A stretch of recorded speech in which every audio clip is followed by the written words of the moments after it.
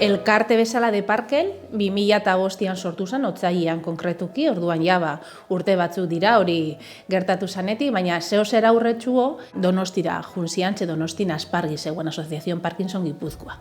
Baina ikusten zen, klaro, Donosti oso urruti geratzen zala, ez? Astian, bitan, hirutan, holan aktibidadeak egiteko, baina azkenean erabaki zuten, elkarte bat Eibarren egitea.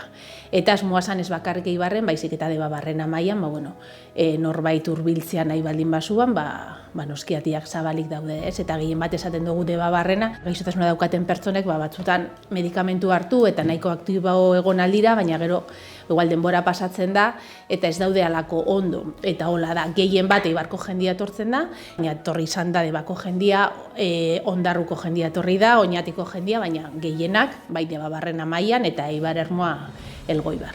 Deparkel hasi zanean, polikiroldegian bi gela geneuzkan, udaletziak lagata eta geuden, baina arazo izaten zen araño igotzia. Eta orduan, lortu zen udaletziak guri egokitzea lokal hau eta gutxi gora bera gure beharrekin, eta orduan askoz hobeto eta komunikazio aldetik ere, trena, autobusa dan askoz gertu.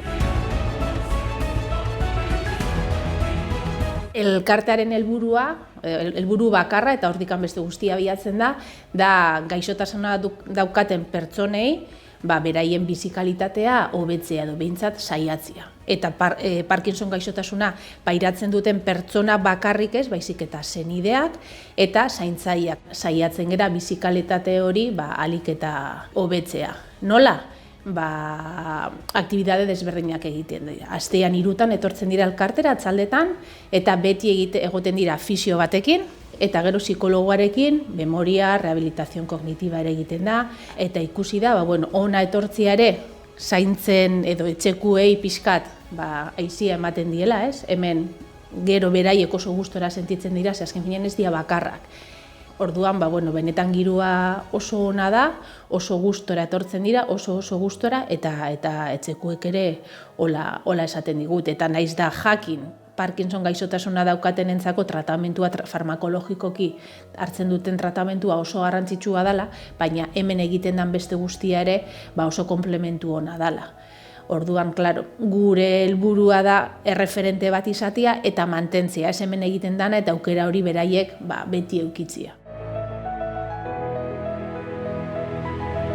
Igual ezagunena edo deigarriena izaten da dardara, baina ez da zertan horrela izan behar, badaude batzuk oso dardara gutxi edo kontrolatuta daukatela, eta orduan hori ez da nabarmena, baina martxan ibiltzerakoan blokeuak eukitzen dituzte, eta azken finean gaixotasuna dakana da muskularki, danian ez, eta neurologikoki azkenean blokeo moduko bat.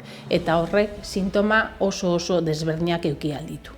Eta blokeo horiek ere batzutan hitz egiteko arazoak edo irensteko arazoak ere ekarri alditzu, orduan sintomak oso anitzak desberdinak izan aldia. Eta dira. Elkartean, esan behar dut, hasi ginenetik, gutxi gora bera, pasau diala okeres baldin manago 150 pertsona.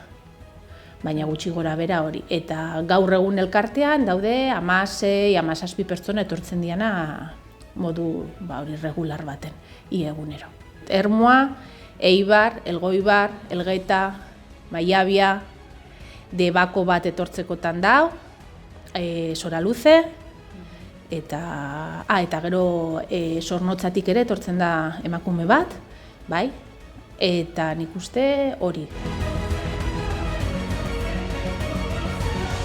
Bazkideak etortzen dianak aktibidadeak egitera kuota bat ordaintzen dute, baina kuota horrekin bakarrik aurrekontuaren zatitxo bat ordaintzen da. Bestela, diru laguntzak eskatzen ditugu. Debabarrenako udaletxeei eskatzen zaie, eta Eibarko udaletxeak diru laguntza ematen digu, eta gero lokala zedituta dakagu.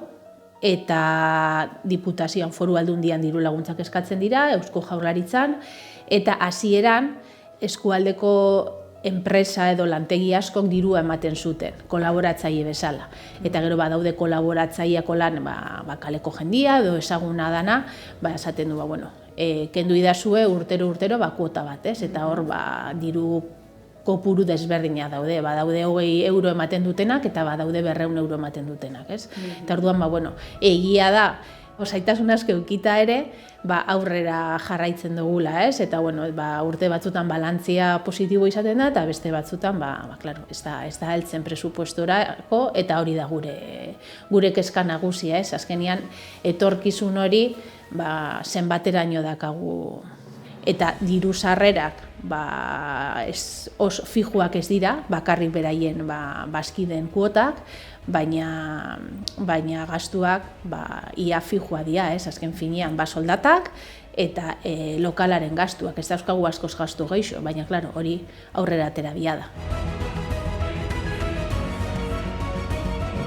Askotan ere gertatzen dana, hori ez dugu komenta, esaten dizute Parkinson gaixotasuna dakazula, ez neurodegeneratiboa da, eta horrek etorri behar dana onartu behar du, ezin da derrigorrez etorri. Derrigortuta etortzen badimada, ez da eroso sentituko, ez du disfrutako, ez du ikusiko dauan girona, eta ez dio mesederik egingo. Hori garbi da. Baina pandemia eta gero, nik ikusita etxian nola egon dia zen, seguru beldur guzti horiek berdin egongo dia, ez dugu hainbeste aldatu, baina ikusi dute benetan beharra eta pausu eman dute. Etxetik irtetzeko, gauzak egiteko. Hori da, gure erronka izango litzateke lehenengoa mantendu, eta posible baldin bada beste aktibidade bat sartzea, adibidez logopeda bat, edo tarteka aktibidade bereziak, musikoterapia edo lakuak sartzea, baina nagusia gauden bezala mantentzia eta benetan etorkizun garbi bat eukitzea eta ziurtatuta.